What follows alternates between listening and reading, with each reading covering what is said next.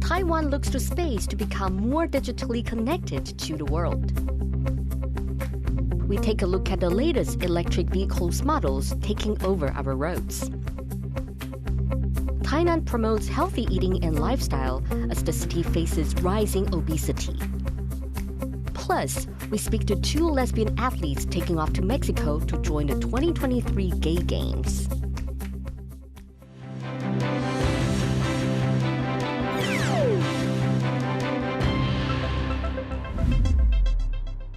A warm welcome to TaiwanPlus News. I'm Betty Chen. Taiwan's largest international space conference is wrapping up in Taipei with a focus on satellite technology. As Hamilton reports, it's part of a push by Taiwan to become more digitally resilient. Staying connected. This is the motivation behind Taiwan's first ever international space conference, which brings together companies and analysts from around the world. And the focus here is on satellite technology. Satellites, they help every aspect of modern life. So we live in a digital world, and whatever you care about, whether you care about your position, knowing where you are on a map, or you want to connect seamlessly everywhere, satellites are the way to do it. This conference, hosted by Taiwan's space agency, is part of the country's push to become digitally resilient. Threatened by neighboring China, which sees Taiwan as part of its territory and surrounded by water, Taiwan is reliant on undersea cables to connect to the internet. In fact, there are 14 of these submarine cables connecting at 4 points on the main island. These cables can be easily damaged, and in the islands of Matsu, cables have been severed more than 20 times in the past 6 years. Early this year, 2 of those cables were allegedly damaged by Chinese ships. 这个海缆的这个部分的话，万一在接受到类似像战争或者是一些地震之类的意外灾害的时候，它发生中断的时候，对台湾自己本身来说，对外的沟通基本上就失去了。To resolve this weakness, Taiwan is turning to its space industry. Taiwan is looking to invest more than $10 billion in its space sector by 2025. Specifically on its satellite capabilities. The country recently saw successes in developing its first ever weather satellite, the Triton. Now, while its main function is to predict typhoon patterns, Taiwan is looking to take that a step further and develop satellites that will keep the country connected in the event of a crisis. Another motivating factor has been Russia's invasion of Ukraine. Even though Russia targeted key communication infrastructure in the initial stages of its invasion, Ukraine was able to maintain contact with the outside world through satellite internet. These kinds of cheap and accessible satellites are known as low Earth orbit satellites, or LEOs. They're much easier to put into orbit compared with other far orbit satellites, which means Taiwan could have hundreds of them in space, creating a network that still functions even if 1 or 2 are knocked out. This would be crucial for Taiwan in the case of an attack. These satellites could be used to coordinate a defense plan and monitor military activity. And it's important because, as we've learned from Ukraine in times of crisis, that kind of redundancy is important not just for the connectivity, but also for military planning and the conduct of military operations. Taiwan's digital minister, Audrey Tang, has already pledged to build more than 700 satellite terminals to help the country stay connected in the event of an attack.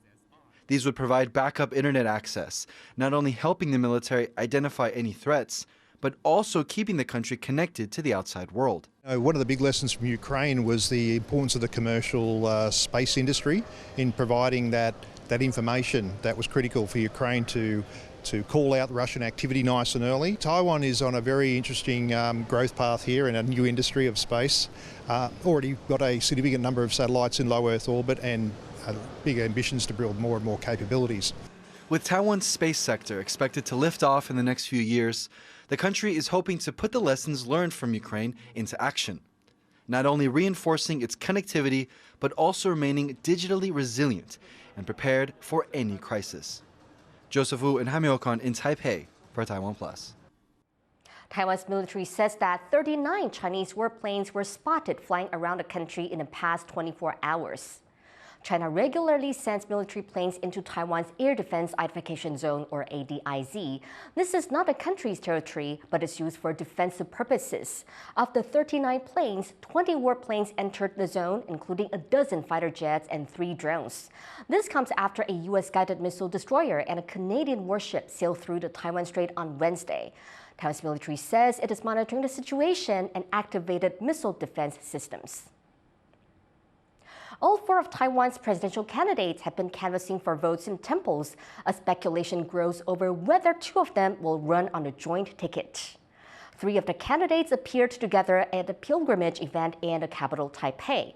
Hou You-yi of the main opposition Kuomintang is in talks with Ko Wen-je of the Taiwan People's Party over whether they should run together. But both sides disagree on how they should choose whose name will lead the ballot.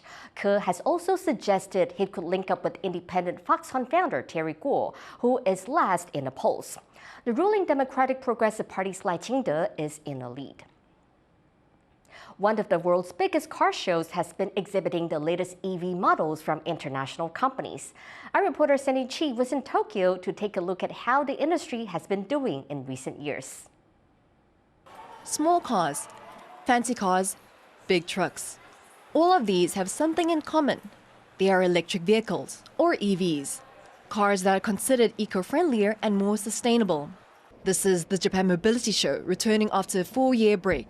During this period, the industry was hit hard by the COVID-19 pandemic, ending a decade of continuous growth for the industry.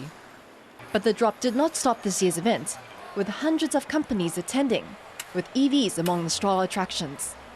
And that's no surprise. Many countries have vowed to face up the sale of new gas motor cars in the coming years as they try to reduce carbon emissions. With governments giving incentives to boost sales and car makers pumping out new models, sales in EVs have grown by 40% in the past half year.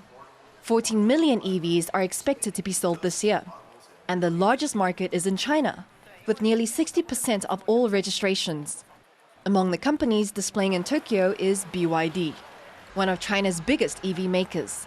It's got a very big meaning for BYD because this is Japan Mobility Show, and also Chinese company being on Japanese motor show has got really big meaning because we are only one Chinese old company in Japan. We really focus on Japanese market by showing all of these kind of like high technology cars in Japan. Driven by EVs, China is set to become the world's largest exporter of cars this year, overtaking Japan. But not everyone is welcoming China's rise in the auto industry. Japanese car makers, the US car makers, they are the primary competitors. So they should be the ones that's most worried, or also some European automobile industry. I believe all the countries have set up their own protective acts or some regulations to reduce the amount of the cars imported from China. While some governments are wary of Chinese dominance in the EVs, there is plenty of competition from other manufacturers. Among them is Taiwan's MIH Consortium, an alliance of companies including iPhone manufacturer Foxconn. They see an opportunity to break up the monopoly of traditional car makers.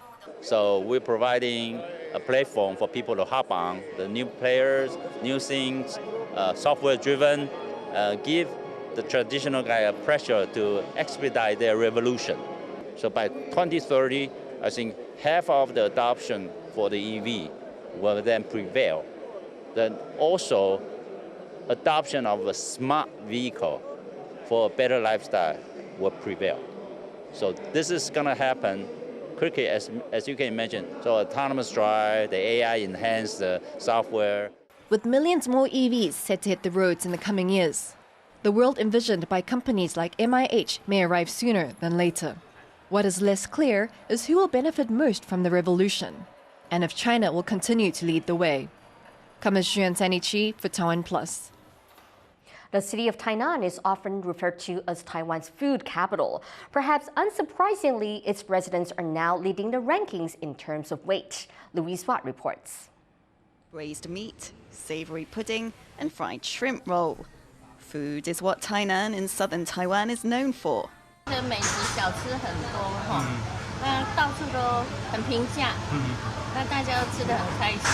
One thing that makes its dishes stand out is their sweetness. Sugar has been a key part of Tainan's cooking, going back to the 1700s when it was Taiwan's capital and beef and sugar were considered food of the wealthy. Now, Tainan is Taiwan's capital of obesity, not just because of its traditional food, but also newer drinks. 如果是常喝饮料，当然是没那么健康啦，对。但还是会就是希望就是可能喝无糖，或是就是1分糖，就是减糖这样子。Not everyone does, though. Taiwan's Sports Administration says 4 out of 10 people in Tainan are overweight. Some residents are relaxed about the news. 台南是真的有比较偏甜一点，但是因为那是符合我们在地人的口味这样子。我身为台南人，我不能认同。对。虽然像我一样有点胖，但是我觉得我胖得很健康这样子。But Tainan public health officials are calling on schools and families to help teach healthy eating habits, and they're promoting workplace health programs. The city's mayor is on board. 担任市长以来，这几年来也胖了蛮多的，那所以说我还是呼吁市长带头一起来减肥。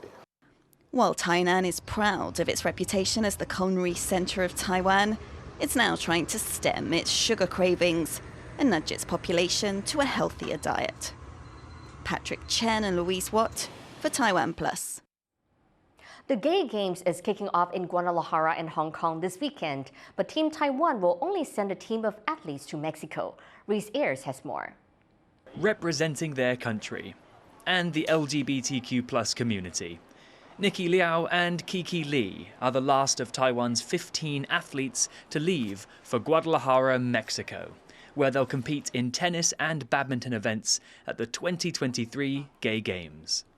前2面应该可以吧？Golden， 我觉得有机会，我觉得我啦，2面金银应该可以拿其中一个。More than just a chance at glory, these athletes see the Games as an important event for the LGBTQ+ community.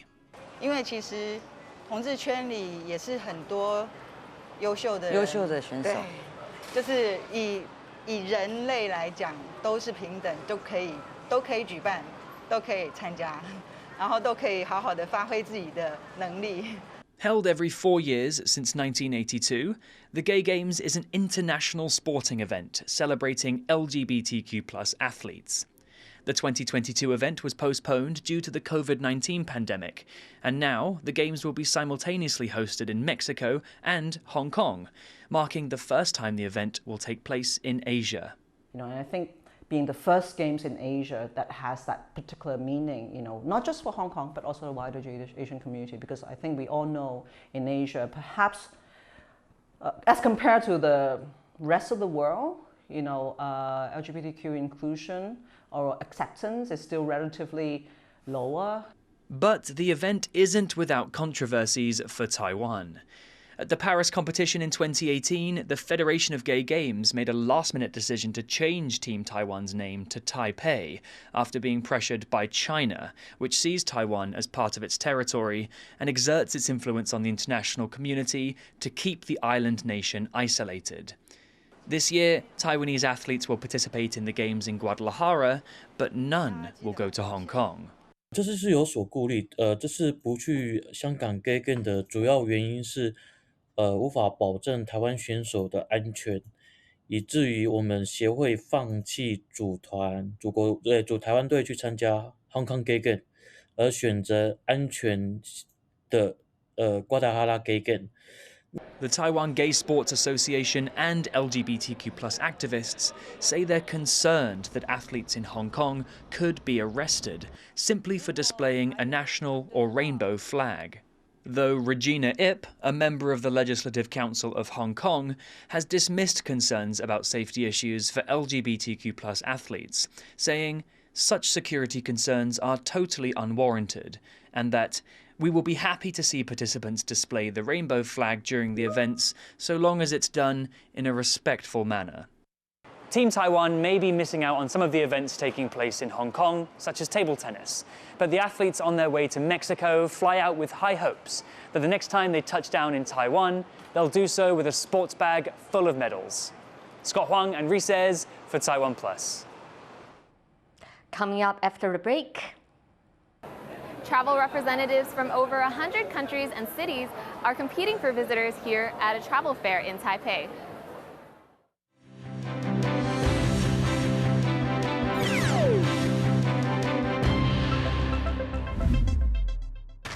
In the face of adversity, the power of truth. A roadmap for a just and open world, charted by the freest country in Asia. Taipei for TaiwanPlus. TaiwanPlus News, a voice of freedom in Asia. For more stories from here in Manzu and around the world, download the TaiwanPlus app.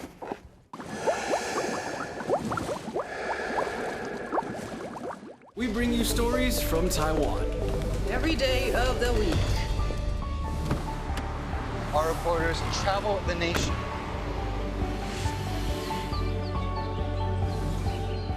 Exploring the issues that matter to you. News from here in Taiwan and around the world. What's Up Taiwan? Weekdays on TaiwanPlus.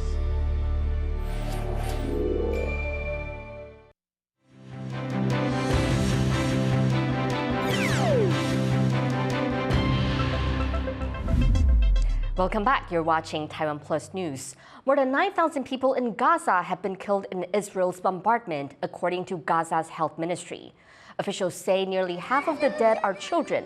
At least 19 Israeli soldiers have been killed in the Gaza Strip since Israel began a ground offensive into the enclave. An Israeli military spokesperson says the army has surrounded Gaza City and plans to press forward. Other countries are trying to secure the safe passage of their citizens from Gaza into Egypt.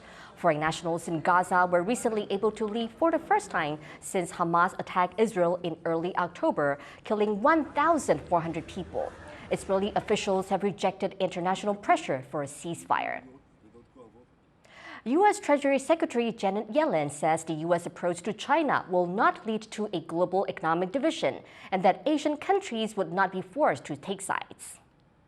A full separation of our economies or an approach in which countries, including those in the Indo-Pacific, are forced to take sides, would have significant negative global repercussions.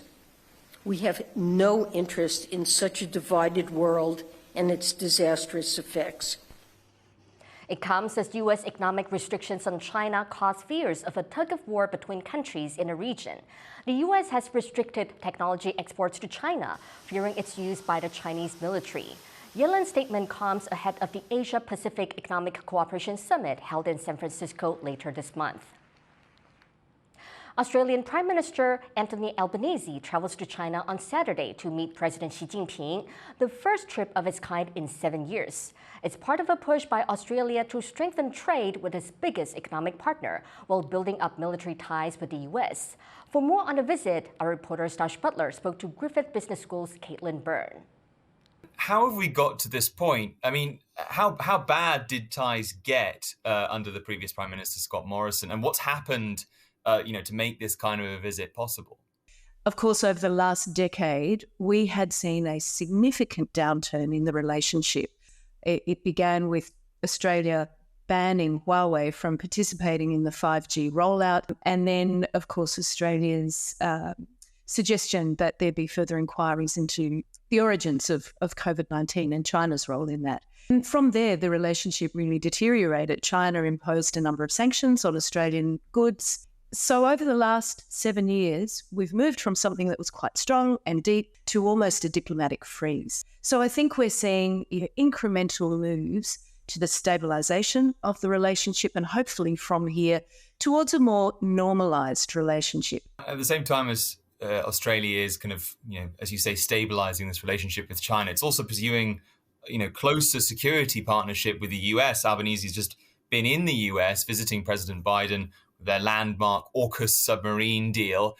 How is Australia managing or not managing to balance these two relationships, given the competition between the US and China? That word that you just used around balance is really the key word in this landscape right now. What we've seen of recent months, I think, has been a language related to strategic equilibrium, this idea that for Australia, a middle power that does have to work with a number of countries in the region, as well as with its ally, the United States, and its number one trading partner, China. Now, it's a difficult game to play, but that's what diplomacy is all about. What do you see happening next in the Australia-China relationship? That this is a relationship that has to find a new footing. Times have changed. The context has changed. The region is changing. We have seen China, for example, over the last couple of months, remove some of the tariffs that had been in place in the preceding 5 years. That's a great sign. We also saw the release of detained Australian Cheng Lei just a couple of weeks ago. So these are all positive signs of a relationship that is rebuilding, is repairing, and finding a new and more normal footing in the diplomatic landscape. That was Caitlin Byrne, Pro-Vice Chancellor of Griffith Business School, speaking to Stash Butler. An Australian woman is under investigation for the poisoning deaths of her former in-laws. She's accused of serving toxic mushrooms during a deadly dinner party. Rosie Greninger has the story. Officers swoop in at the home of Erin Patterson in Victoria in the south of Australia, arresting the 49-year-old and leaving with bags of evidence. Patterson has been charged with 3 counts of murder and 2 counts of attempted murder for serving toxic mushrooms at a lunch in July. Erin invited her estranged ex-husband, Simon Patterson, over for a meal alongside his parents, Don and Gail Patterson, Gail's sister, Heather Wilkinson, and her partner, Ian Wilkinson. But Simon pulled out of the event at the last minute. 3 of those people, Heather Wilkinson, Gail Patterson and Don Patterson, unfortunately passed away in hospital following taking part in that meal. Erin Patterson claims she bought the mushrooms at an Asian grocer months before the lunch and denies any wrongdoing. She was also charged with 3 separate counts of attempted murder. Police are alleging she had tried to poison her former husband Simon 3 times before. Detectives say the investigation remains ongoing. Today's arrest is just the next step in what has been a complex and thorough investigation by Homicide Squad detectives, and one that is not yet over. The mother of 2 has spent her first night in jail and will face court next year. Klein Wang and Rosie Greninger for TaiwanPlus. At Taiwan's largest travel fair, vendors are enticing visitors with new experiences at home and abroad. Tiffany Wang has the story. 3、2、1，走进台湾，飞向世界。 President Tsai Ing-wen herself was among those welcoming representatives from all around the world to the Taipei International Travel Fair. It's the biggest travel expo in Taiwan, and tourism and travel agencies are eager to reignite the industry in a post-COVID environment. Earlier this week, Thailand announced visa-free entry for tourists from Taiwan through next May, and travel agents say they're seeing more Taiwanese tourists heading to Southeast Asia. 在免签的这一块来说的话，尤其在这星期，帮我们创造了非常多的一个流量，电话是暴增的。 Vendors from home and abroad are promoting special travel packages for 4 days here at Taiwan's largest tourism fair. Some of them say they've seen a change in the way people travel since the pandemic. I could notice after the post-COVID, the trends in traveling have changed a bit now. Less and less people is willing to travel in the group. It's the first full year that Taiwan has lifted quarantine restrictions on inbound travelers since the beginning of the pandemic. And officials say they're still sticking to their goal of 6 million visitors before the end of this year. They welcomed their 5 millionth visitor earlier this week. But getting that last million may be a challenge. Hotel costs are rising and travel in Taiwan is getting more expensive. But travel agents say the diverse experiences Taiwan has to offer are well worth the cost. The Council of Indigenous Peoples worked with event coordinators to share Taiwan's indigenous cultures with tourists. 那原住民这些年来努力，利用我们祖先给我们那么好的一个大自然，我们创造了非常多的不同的旅游。